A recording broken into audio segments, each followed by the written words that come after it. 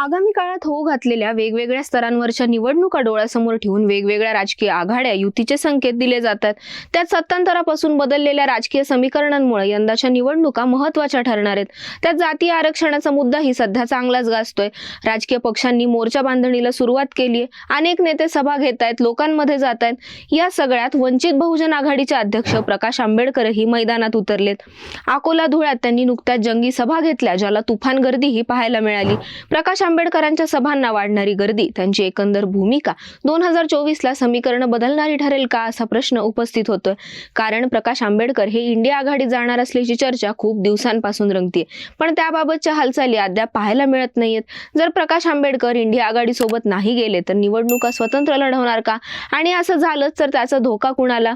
2019 प्रमाणे यंदाही वंचित फॅक्टर चालला तर सगळ्यात जास्त फटका भाजपला बसणार की महाविकास आघाडीला? जाणून घेऊयात या व्हिडिओतून। नमस्कार, मी भाग्यश्री आणि टीओडी मराठीमध्ये तुमचं स्वागत।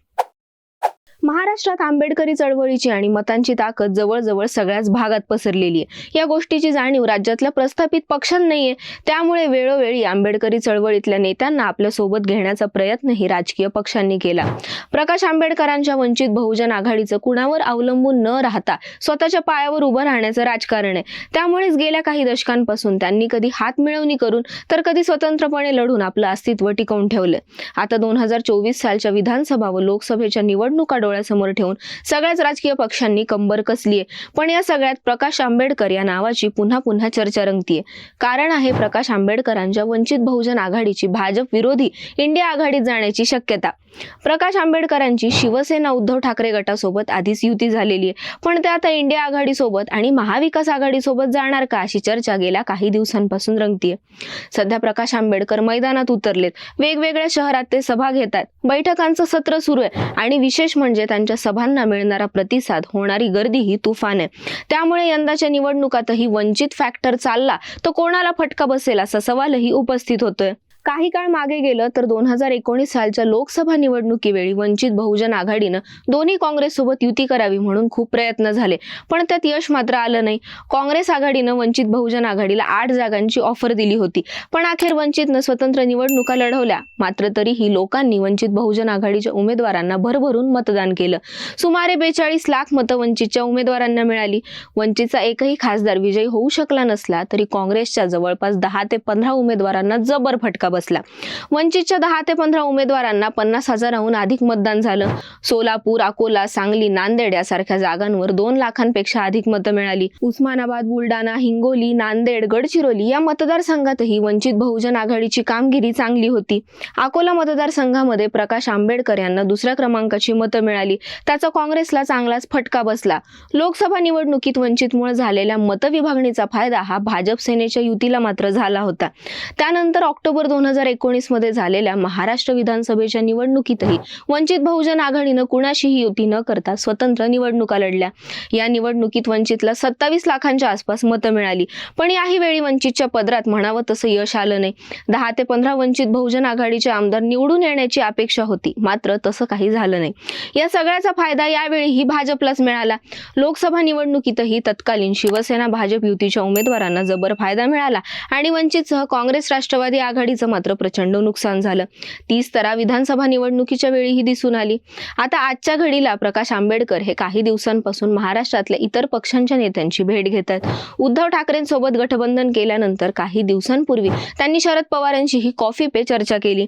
सध्या प्रकाश आंबेडकर इंडिया आघाडीत सहभागी होण्याची सकारात्मक चर्चा आहे, पण असं असलं तरी काँग्रेसकडून वेगळीच भूमिका घेण्यात आली।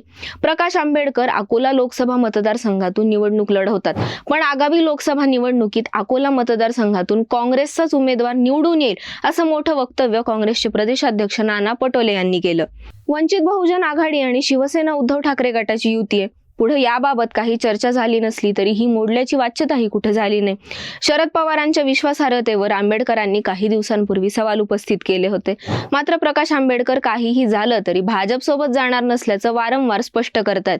राज्यात लोकसभेच्या 48 जागा आहेत। आता होऊ घातलेल्या लोकसभा निवडणुकीत संपूर्ण 48 जागांवर वंचित बहुजन आघाडीचे उमेदवार आपण देणार असल्याचं प्रकाश आंबेडकर यांनी जाहीर केले। शिवाय आपण स्वतः अकोला मतदारसंघातून उमेदवारी करणार असल्याची घोषणाही त्यांनी केली। केली. ते याच मतदारसंघातून 2 वेळा खासदार म्हणून निवडून आले होते, पण त्यावेळी काँग्रेसनं त्यांच्यासाठी जागा सोडली होती. आता तर प्रकाश आंबेडकर महाविकास आघाडीसोबत गेले तर अकोला मतदारसंघाची जागा सोडण्याची मागणी प्रकाश आंबेडकर काँग्रेसकडे करू शकतात. शिवाय ठाकरे गट आणि राष्ट्रवादीकडूनही किमान 2-2 जागा सोडण्याची त्यांची मागणी असू शकते.